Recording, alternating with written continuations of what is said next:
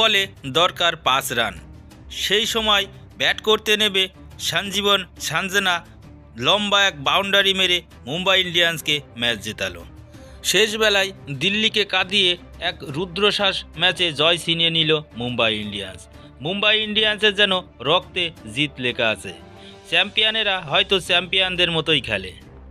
শুরু হয়ে গেছে মহিলা প্রিমিয়ার লিগের দ্বিতীয় আসর। টুর্নামেন্টের প্রথম ম্যাচটি বেঙ্গালুর চেন্নাই স্বামী স্টেডিয়ামে অনুষ্ঠিত হয়।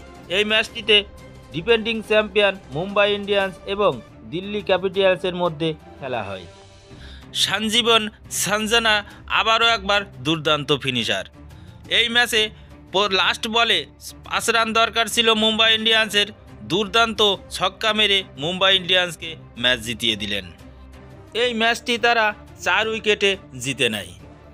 মুম্বাইয়ের হয়ে ইয়াস্তিকা ভাটিয়া এই ম্যাচে দুর্দান্ত পারফরমেন্স করেন। 8টি 4 এবং 2টি বিশাল বড় বড় ছক্কা মেরে 57 রান করতে সক্ষম হন তিনি। পাশেই মুম্বাই ইন্ডিয়ান্সের অধিনায়ক হরমনপ্রীত কৌর দুর্দান্ত পারফরমেন্স করেন। তিনি 55 রানের ইনিংস না খেললে হয়তো মুম্বাই ইন্ডিয়ান্স জেতার ধারে কাছেও পৌঁছাতে পারত না।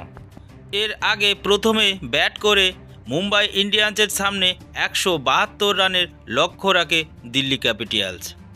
প্রিমিয়ারের প্রথম ম্যাচটিতে ম্যাকলালিংয়ের নেতৃত্বে দিল্লি দলটিও ব্যাটিংয়ের ভালো নমুনা রাখেন।